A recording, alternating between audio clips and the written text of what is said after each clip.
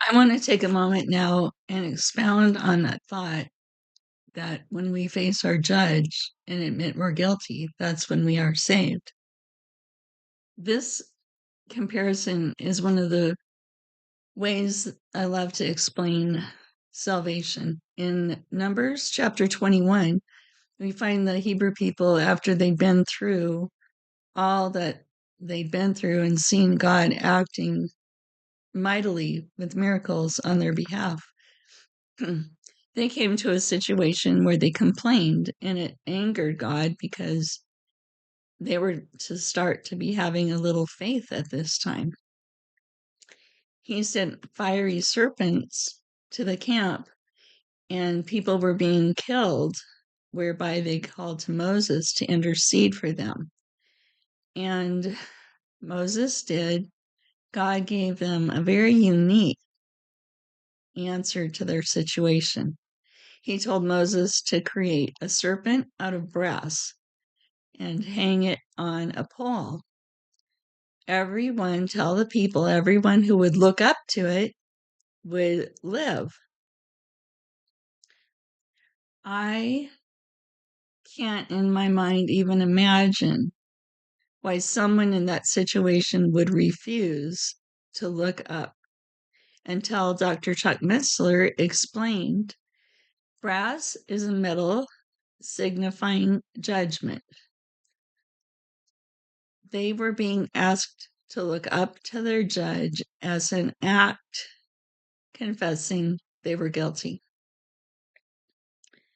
Now I think that packs a little bit more of a punch because it takes a lot of faith to look to your judge and admit you're guilty. In fact, in John chapter 3, just before the famous verse of 16, in verse 14, it explains, just as Moses lifted up the serpent in the wilderness, so Christ must be lifted up. When we look up to Christ, admitting we're guilty, now that's when we too find salvation.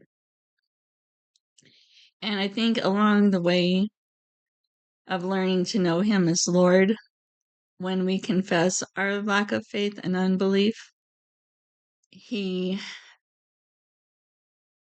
really loves our honesty. Because when we're weak, He is strong. And we can bring that before the Lord and ask for help in that area. And as He says, faith comes by the hearing of the word. Free. It is the very truth of God that sets, excuse me. It is the very truth of God that sets the captive free. It is the very truth of God that makes the blind to see. It is the very truth of God that breathes life unto the dead. Jesus is the truth of God who loved us as He bled.